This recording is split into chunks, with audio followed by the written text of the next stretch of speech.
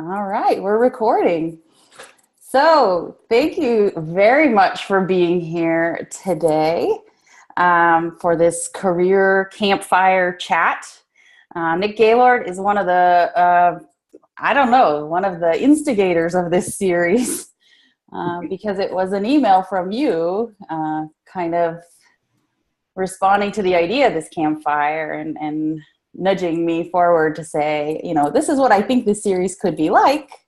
So we broke it out of the career camp framework and are sharing it now with the world. So thank you for that. And thank you for coming to share your ideas with the career linguist community. Oh, well, thank you for having me. I'm always very happy to piggyback on other people's good ideas and hard work. So happy to be here. So Nick is our second guest. If any of you missed our chat last week with Abby Bayunimi, that recording is now up. Nick's will be up this weekend. And these are going to be happening live every Friday this fall at 1 p.m. Pacific, 4 p.m. Eastern. Just in the next weeks, we have coming up next week, Greg Bennett, who is a UX researcher, Kathryn Ticknor, who's a health researcher, healthcare communication researcher. And on September 29th, Serena Williams, who does work in localization, data quality, but she's also got a side business as a genealogy business, which I hope people will ask questions about too. So as I was telling Nick, the overarching theme of the series is kind of getting at some of the ways that linguists are bringing what we know to solve the challenges of the world, that there are ways that we think and have been trained to frame up problems and see the need for attention to language out there in the world that make us uniquely able to, to solve challenges and to bring insight and see things that other people wouldn't necessarily see. And Nick and I were just talking before we started recording this, that maybe there's an interesting question here about, what of it is the training in linguistics and what of it is, just the way that Nick thinks. And so we're hopefully in the discussion maybe going to tease out some of this. And I've asked him to start off by just sharing with us a little bit of his career path. So, Nick, thank you for being here, and would you start us off with a story of your career path so far?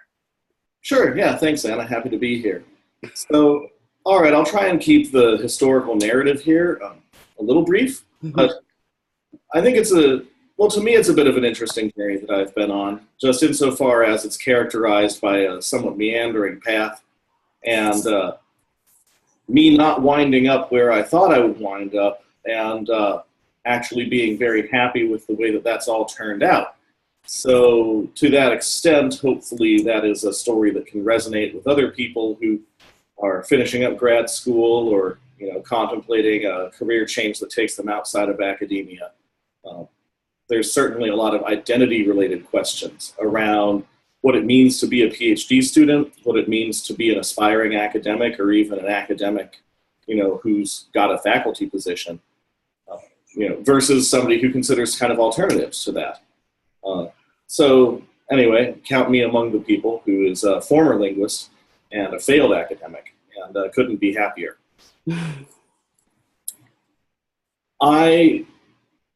Going way back, we can frame this up with my studies as an undergrad, even, where I was an English major. I was an English lit major.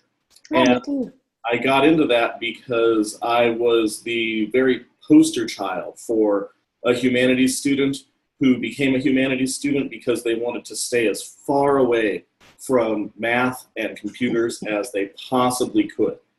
And the idea that I could actually justify my education and possibly career just by reading a bunch of books, like, fuck yeah, sign me up. That sounded like a great gig. And so that's what I did for a while. Got pretty interested in 19th century Russian literature, got pretty interested in like religious symbolism, and especially, you know, kind of symbolism around, you know, kind of broken idols and things like that. And then what would it have been, start of my junior year, I had to take an elective class within my department, but outside of my literature concentration. And the two that fit with my schedule were an intro to linguistics or an intro to poetry writing. And so linguistics basically won by exclusion at that point. Yeah. I thought that it was going to be a class about writing mechanics, you know, sort of perfecting style. You know, I, at the time, like I think a lot of people, both within literature programs and outside of it, had a very strong sort of literacy bias towards what language was or should be or could be. And so, all right, this is great. You know, semicolons, who versus whom, all of that business, I'm going to finally nail it. My prose is just going to get that much stronger, you know, and I'm really going to sort of hone my literary craft. And of course, I mean, that's not what linguistics is about at all. And what it is about is something that I just found immediately so refreshing. This entire other perspective on something that I had been doing effortlessly since I started forming long-term memories, and to realize that this is a thing that we do so effortlessly, but that at the same time, we have really no idea how it actually works, and we can't take it apart very well when we try to. That tantalized me, and it provided a sort of structured perspective onto what made language fascinating that I immediately preferred to just continuing to read old books and fantasize about what the author might have meant. And I basically never looked back. You know, for those of you that read my brief interview teasing this conversation, I talked about one of my most mind-blowing moments in college being my realization, my discovery of the interdental fricative, you know, and the, you know, my realization that a sound is actually not a T followed by an H. It sounds ridiculous not to realize that, but I didn't. And I'm not that smart of a guy, but I'm kind of a smart guy. And it's kind of, you know, a little bit of a facepalm moment to look back and think about that having been a surprise. But even today, there's something kind of like magical seeming about that. And so, you know, that's how I got started on linguistics. And I fell in love with minimalist syntax because I think partially this was sort of the maximal expression of this interplay between structured and systematic, but abstract and confusing that I found in my early discovery of linguistics. And for somebody who didn't really have much of a mathematical background, I could nonetheless recognize, hey, you know, this is kind of technical, this is kind of, you know, deductive reasoning-y type stuff that I felt like I could wrap my head around. Also, I couldn't really readily see all of the, you know, gaping giant holes in that school of thought that you can drive a school bus through, all hunking and dragging a bunch of rusty bikes, but that comes in time. You know, that was the first sort of many changes of my career course within linguistics after that. So I started grad school wanting to be a minimalist syntactician, and then shortly after starting there, I began being exposed to other camps of syntactic theory like LFG and its fairly robust background of, you know, sort of cross-linguistic empirical evidence that paints a pretty clear picture that, you know, configurational kind of syntactic approaches like minimalism fall apart pretty bad when you start dealing with things like case marking and free word order and things like that. Absolutely fell in love with categorical grammar. Was lucky enough to have Jason Baldridge as one of my professors, who is a, you know, world expert in that among many other things. He's now a research scientist at Google. And kind of at some point I started to realize something though, which was that with my sort of focus on syntax, I was less and less interested in the structural properties of human language and more interested just in the internal structural properties of these logical formalisms that we were using to describe language. And so that was really cool, and it was still super fun, but it didn't really feel like I was doing language anymore. I was more just kind of nerding out about formal logics. And I wanted at the time to be more of a languagey person still. So for that and various other reasons, you know, I was also taking courses at the time at, like semantic typology and things like that. So started getting interested more in questions of meaning, more into questions of word meaning, and particularly the cognitive components of what makes word meaning fuzzy and complicated and fascinating. And so I spent some time working on computational linguistic-oriented projects related to word meaning. So one professor who ended up being a PhD co-supervisor of mine, Kathryn Ticknor, was working on a lot of corpus building type work, and especially thinking about the complexities with which we represent word meaning in dictionaries and how that's hard to map that onto natural language sentences for building corpora, for doing things like word sense disambiguation. She had this really interesting perspective, which was that, hey, you know, when we look at some of the cognitive literature on concepts and meanings, work by people like Eleanor Roche on prototype theory, and even philosophical stuff from people like Wittgenstein, you know, we start to see that there's this strong case to be made for viewing meaning as something that is much more graded, much fuzzier, and much more flexible.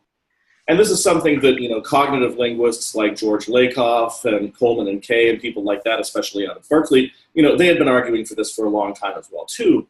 And so I really kind of started getting fascinated by this, right? Moving from this sort of very discrete formalism treatment of language to more, okay, maybe to really understand how language works, I'm thinking about the cognitive processes underlying how language works.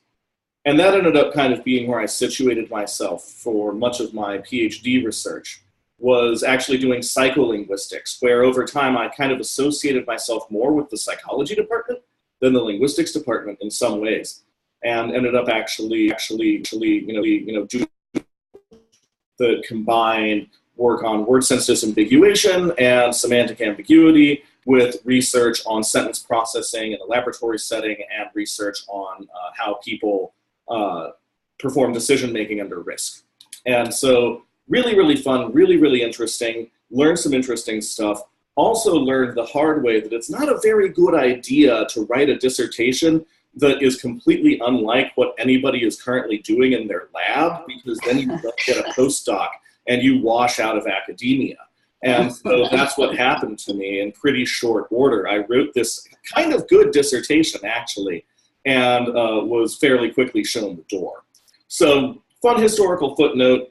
For those of you that, you know, are still choosing a topic, do try and align it with what other people are actually working on, and, you know, don't get too fascinated by intersectional stuff, or at least don't try and build that entire house in your last 18 months. You're going to need to make a case for selling your expertise if it's not something that fits into what other people already do. And it turns out 2 conference talks, not enough to do that. So, you know, you can maybe learn from my mistakes there. But either way, whatever, you know, now I'm on the outside. And I was just saying the same thing to someone yesterday. The exact same advice. Yeah, I mean, now that I work in industry, right, and now that I've worked for some tech startups and things like that, you know, young companies that are kind of trying to figure out what they're selling and what they're making, one of the key concepts when you're building a startup and when you're starting a company is to consider this concept that's called product market fit. And basically, you know, it is really beneficial to sell stuff that people are going to buy. And I feel like this concept extends pretty well to the question of how to choose a good dissertation topic as well. Right? You want it to be fresh and something that isn't already out there and something that people don't already have access to, but you also don't necessarily want to have to convince them why it might be a good thing in the first place. So that's kind of that joint optimization problem there. Anyway, I didn't start off working for startups. I ended up actually starting off working for a branding company. And I spent about 1.5 years working for a company that makes up names for stuff. And that was pretty fun. I got to work on some creative projects, which was never really my jam. I wasn't really expecting myself to ever be a linguistically creative person, but to be able to actually come up with potential names for products and services and things like that, really enjoyed. And I got to name a few things that people, you know, may have probably heard of, and that was kind of fun. In addition to the creative... Can you tell us, or is that proprietary? So I did a topic. I was one of the main people behind that, where we named that, and then Jay-Z bought it for like $89 million, so that was a pretty good one. Impossible Foods, the high-tech, you know, completely vegetarian-derived meat burgers that they're selling now, you know, part of that one. There's a popular magazine app called Texture. I was part of that, you know. So kind of a variety of things, a variety of things. So it was pretty cool. But it wasn't just a creative job also. I was able to sell myself into doing that creative work because of the fact that, in a technical sense, my dissertation was on the earliest stages of semantic retrieval, and especially how that looks like when you're dealing with like polysemous words. And I was able to reframe that fairly successfully as saying, well, really what I'm an expert in is the first impressions people experience when they see a word. Huh. That's another way of talking about the earliest stages of semantic retrieval. Not a way that I'd recommend framing it when you're speaking at a conference, but not inaccurate either. And something that went over pretty well when I was trying to characterize the value of my expertise for this company. After all, creating a powerful brand is really all about creating the right first impressions. Yeah. So the lesson there is thinking about how to reframe your expertise in ways that isn't deceptive and isn't false, but maybe will resonate with other audiences who don't have your expertise or particularly care about, the sort of millisecond level characterization of the time course of semantic integration. Like most people even listening to this. So anyway, side note. When I was working for the branding company, though, here's the really interesting realization that happened, which was that I was working on creative work, but I was also working on a bunch of kind of quantitative stuff. I had a bunch of experience in experimental design, and that meant that I was able to help out with the research offerings that the company had. So doing things like, consumer research to see how well these candidate names would deliver the sort of message or the implicit message that the client wanted. And that involved doing a lot of statistical analysis on the results of data. There was a fair amount of coding involved there and things like that. And so, surprisingly enough, I really, really liked that. And I didn't really expect that because while I had learned a fair amount of stats and I had learned some pretty okay coding skills while I was in grad school, those were only ever as sort of a means to an end. They were in service of the theoretical linguistic questions I was really studying at the time. And when all that went away, I was really not expecting the thing that I missed to be the sort of general quantitative component and not so much the actual questions themselves. And so that was a bit of an epiphany for me. Maybe what I really like isn't symbolism in 19th century Russian literature. Maybe what I really like isn't minimalist syntactic theory. Maybe what I really like isn't even the role of domain general cognitive processes in sentence comprehension. Maybe what I really like is looking for interesting patterns in messy sources of data and then using those patterns to tell a meaningful story. And maybe I can find a way where that is actually what I do. And do you remember at that time, was there something that was prompting you to reflect in that way?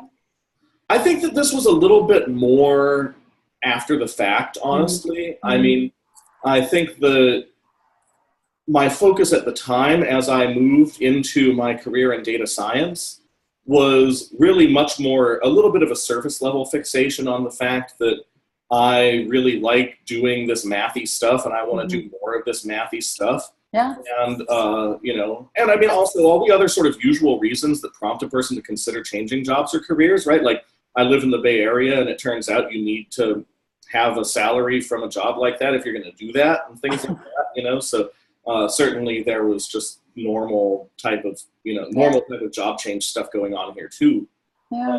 But yeah, I think the sort of the introspective epiphany of what my passions and goals really were came later on.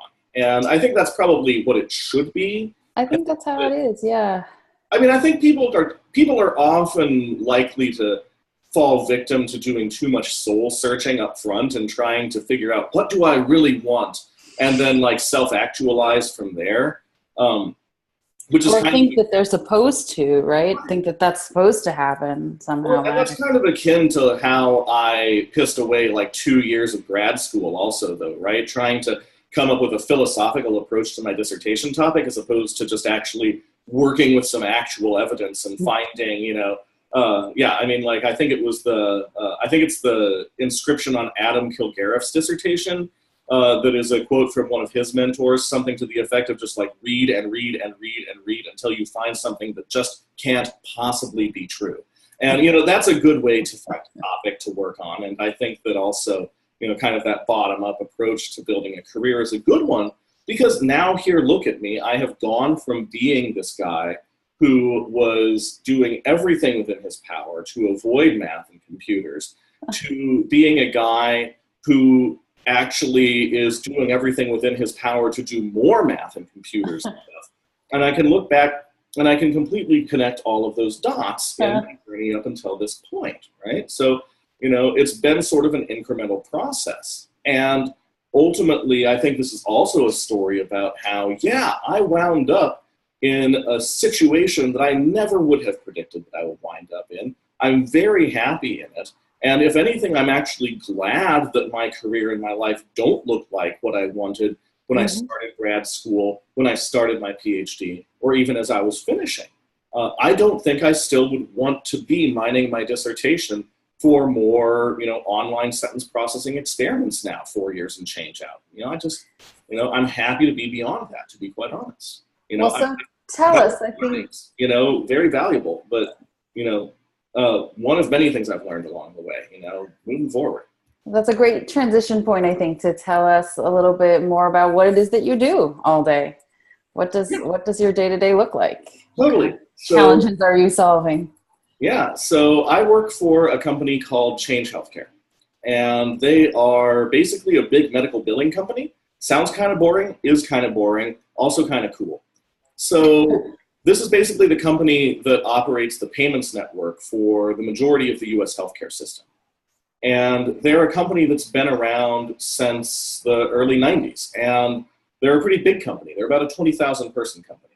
So they recognize, and they're ahead of many large companies in this fact, that a lot of their ways of doing business, and especially the ways that they're working with their data and learning from their data, are somewhat antiquated at this point. Technology and statistics and machine learning and all of these things have come a long way since the 90s, have come a long way in the past 5 years.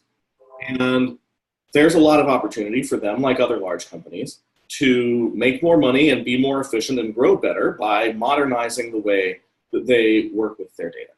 And so I'm happy to be part of this initiative where they're investing pretty heavily in people who are experts in the way that we handle data and collect data and build models from data and learn from data to, to benefit the company, and hopefully make some aspects of the U.S. healthcare system run a little bit more efficiently. It surprises some people to learn this, but the U.S. healthcare system is actually fairly inefficient. So whatever we can do to improve that is potentially beneficial. Now, the exact stuff that I work on is a combination of I can't talk about it and you don't really want to hear about it, because as fascinating as it has become to me to talk about like the implicit structure within the ICD-10 diagnosis code set, that's probably not the level of granularity we really want to focus on here. I'm going to guess. Correct me if I'm wrong. Seems that might be the case. Ultimately, yeah. Like ultimately right now, I'm a guy who builds data processing solutions for a company, and that might sound kind of weird. Why am I here talking about this on a linguist podcast?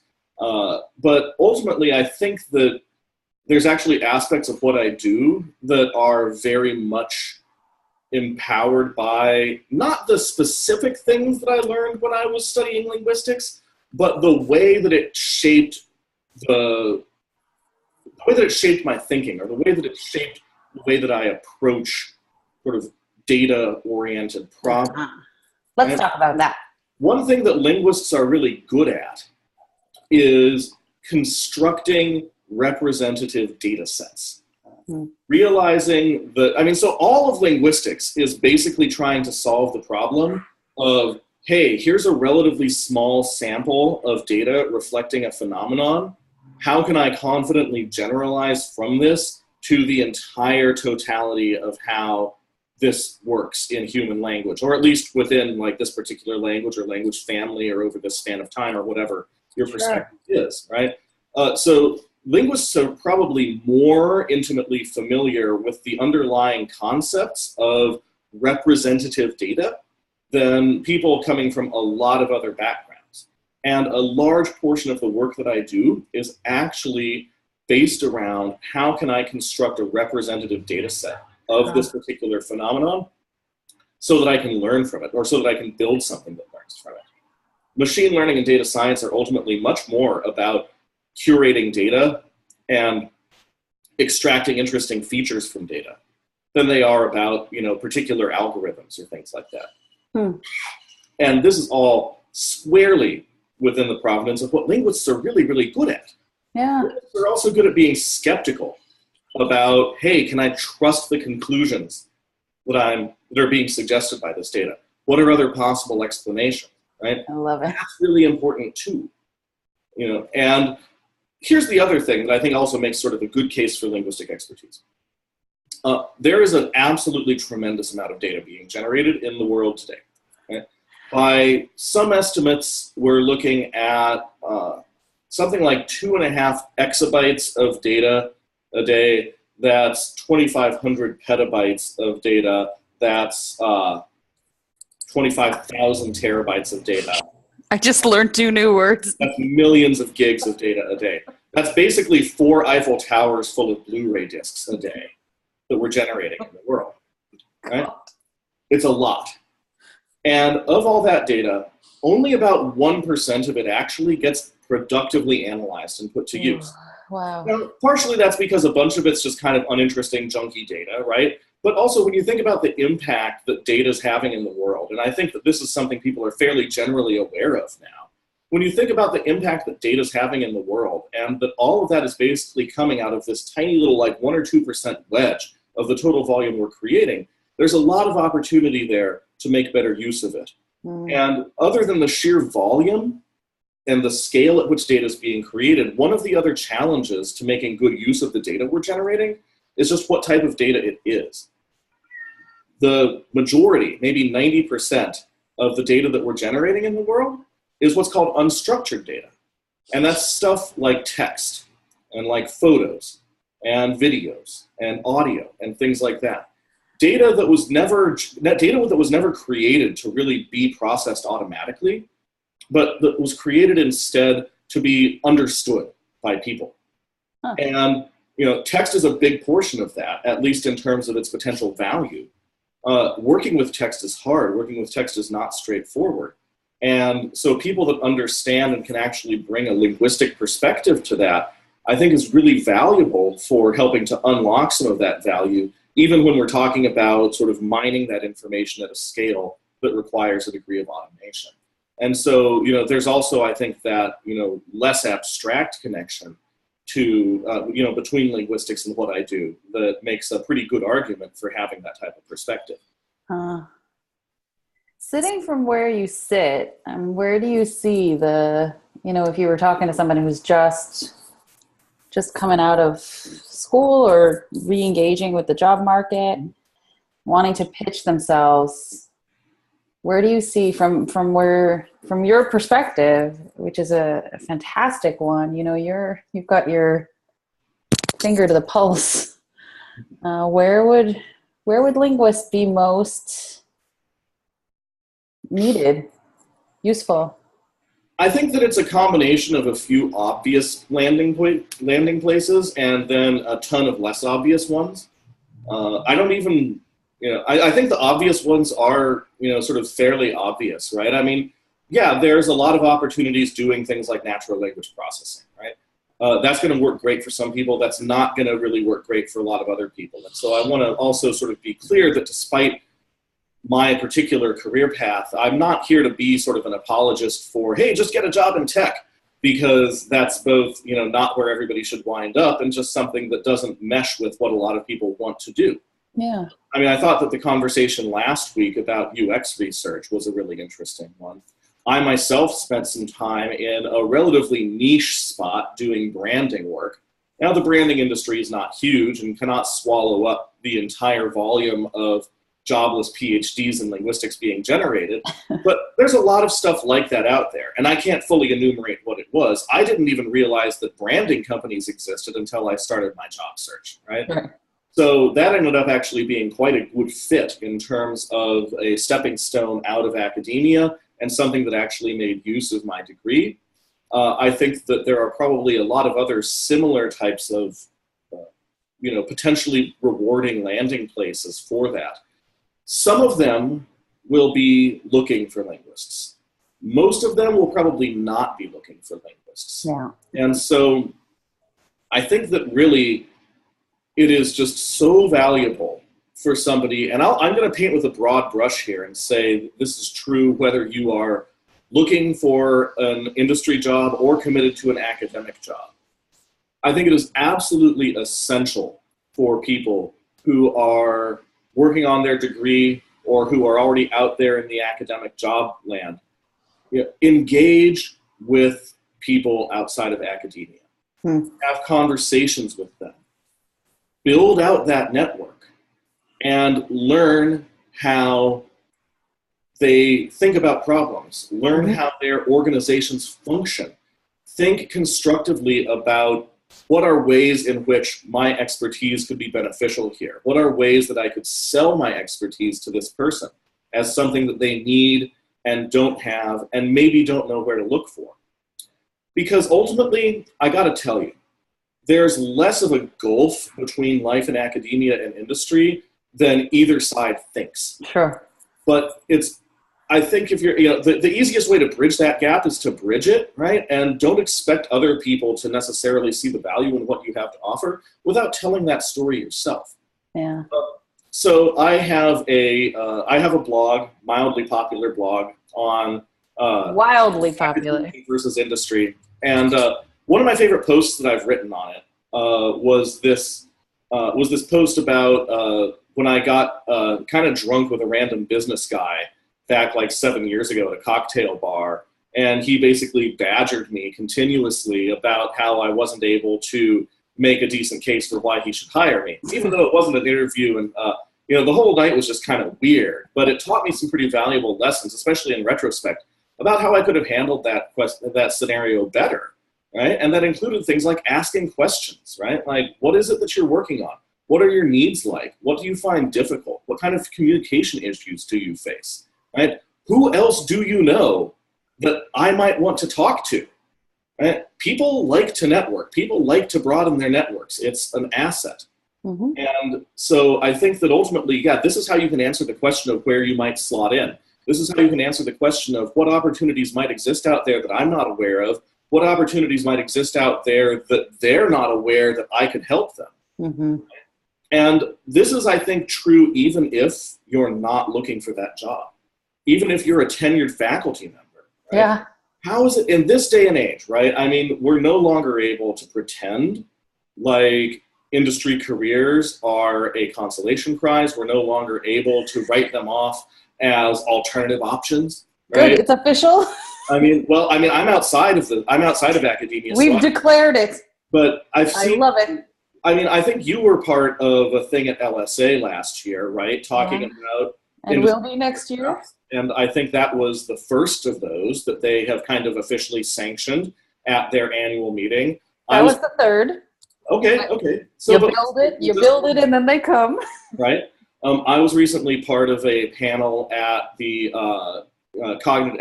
Comparable Cognitive Science International Conference that was a panel on careers outside of academia. So we're actually starting to see this widespread acknowledgement of what that's like. And as much as we can't expect our professors to really be career counselors, at least outside of their own area of specialization, if I was a faculty member, I would feel a lot better being able to have transparent, helpful conversations with my students who either were interested in academic careers or who in non-academic careers, or who I realized I would be serving well by beginning to steer them in a direction that would maybe prove fruitful if I could kind of see the writing on the wall that this person's not getting a job. Yeah. And so I think that to have industry contacts, to have had those conversations, to be able to have non-bullshit answers when somebody comes to you and says, what would I do if I don't get a professorship, Dr. X?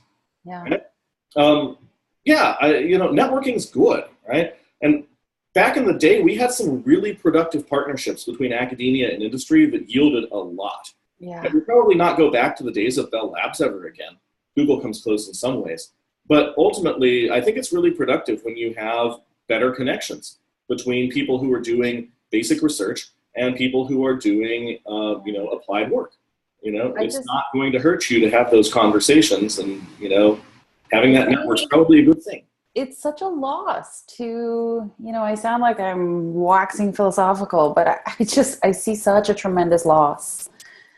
We need to be having these conversations. We need to be making these links. Yeah. The idea that people who are interdisciplinary, the bottom line is that you bring such innovative ways of thinking that are going to be so useful and necessary. I think I need to have a faculty member on this podcast next, and we need to be thinking about, asking these same questions. The problems that academics solve, they're real and they're important, but it's a finite set of, when you take an academic path, you're a person, you can only do so much, and there's ways that the institution limits the kinds of questions that you're able to ask or going to ask. I think that's right. And I think that, even if we're going to talk about, people who are working, well outside of the domain of what I've specialized in, right? Even if we're going to talk about English majors, if we're going to talk about philosophers, if we're going to talk about, sort of sociolinguists whose dissertations are based on extended interviews with small groups of people over time and things like that. These are also skills that really, really, really super valuable. Yeah. And not obvious to a lot of people, probably how so. So yeah, you've got to work on constructing that narrative. But I think that as we see the face of business beginning to change a little bit, it's in a lot of places less about turning a crank than it used to be. And, having an entire team of linguists, most businesses don't need that. Having an entire team of English majors or humanities people, most businesses don't need that. Having one or two such people available to contribute a more holistic perspective, who have, sort of a nuanced ability to communicate and listen, who can express complex ideas in an accessible way, there's value in that, right? There's actual monetary business value in that, and a lot of it. Now, you've got to sell that idea, and some people are going to buy it and some people aren't, right? This goes back to that whole bit about, have those conversations up front, though. Find the people who are receptive to this type of way of talking about things. And you may not wind up with a job where your title is linguist, right? Your job may be marketing consultant or strategic analyst or associate or something like that. I don't know, right? Don't worry about that. Don't fixate on that. The real question is, how can I deliver value, right? How can my experience and my expertise translate into a service that these people need, that helps what they do happen better, and then they pay me for it. And I feel reasonably okay about the impacts downstream of what I've contributed to, right? There's a lot of places that you can do that and have it work. And maybe it's unexpected, but hey, that's fine. It's probably fun. I mean, my path was unexpected, and I'm enjoying the hell out of it. A linguist on every team. I love it. Or at least, a better representation than we have now. I think that the other thing also that's really valuable here, and this is going to touch some businesses more than others, but the world is only becoming more interconnected. And that means that we're having a lot of cultural contact occur that hasn't been happening before, with a large portion of the developing world coming online and participating more directly in the information economy and just being more connected, right? These issues of linguistic and cultural diversity really are only going to become more front and center and more pressing to, I don't want to say solve, because that makes it sound like them going away. Right. I don't want to say exploit, because that has the word exploit in it. But make productive use of this interconnected diversity of the world as businesses try to grow and hopefully generate benefit for all parties involved. To do that right, and to do that with a sort of proper ear to the issues, and to, not write off opportunities that may present themselves. These are also issues that linguists, probably more than almost any other discipline, are both sensitive to and actually prepared to address. Yeah. And so, and I'm not actually a super great example of that because I'm aware of how diverse languages are, but I've never done like field work, for example, right?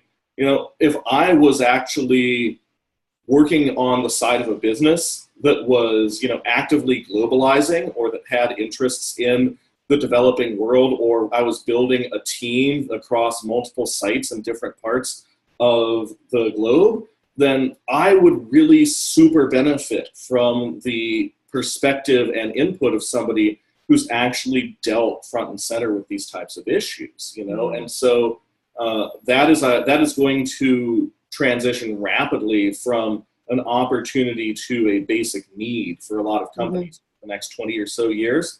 And it's something that, the whole reason why it's such a pressing issue within linguistics to document and preserve endangered languages is that, as a society, we're just completely blind to how big of an issue this is and how important it is, right? So, yeah, let's spread that awareness too, right? Tremendous benefit, right? Yeah, even if my company doesn't necessarily need, a Chatino expert, right? Somebody who is broadly, sort of sensitive to the import of, preserving diversity and extracting benefit from it, that's a real possible positive impact for the world. That linguistics is a particularly good position to deliver. Oh my goodness. I'm thinking about all the linguists that need to come on this podcast. What a great conversation. You have expanded my thinking as usual. Where can people find you if they want to continue, basking in the glow? So LinkedIn is always a good, this echoes the advice directly from your guest last week. LinkedIn is always a good place to reach out to me. Anybody who's listening to this should feel free to connect with me. I would, like the previous speaker, just suggest include a note when you reach out to say, hey, heard your podcast, read your blog, whatever it may be. I don't accept every connection request that comes in because some of them are recruiters or people that I don't want to have to interview. And practice. But people who want to talk about this stuff, that's great. So that's one place. You can follow me on Twitter, Texas Tacos. I'm pretty proud of that. And in general, if you're not on Twitter, I recommend joining it. I never figured out how to really make productive use of it as a casual social tool, but it's proved absolutely invaluable to me as a networking resource and news digest, at least within my industry. And then for people who are interested in reading more, I've got a blog, PhDeli, that is on WordPress, phdeli.wordpress.com, that has a bunch of articles talking about my experiences and various other perspectives on stuff. Would love feedback there. Always looking for suggestions for articles that you don't see that you'd like to read. And I will put them in the to-do list. And other than that, thanks very much for having me. This has been great. I knock off an hour of my otherwise busy Friday afternoon. Wish you all the best as you continue to develop this series. Oh, thank you. I think people are going to get a tremendous amount out of this one. So much good information. And I'll put links to your blog and some of my favorite posts in the follow-up post for this. Thank you very much. Thank you. And okay, so everybody tune in next week to the fireside chat, the Campfire chat Fridays this fall.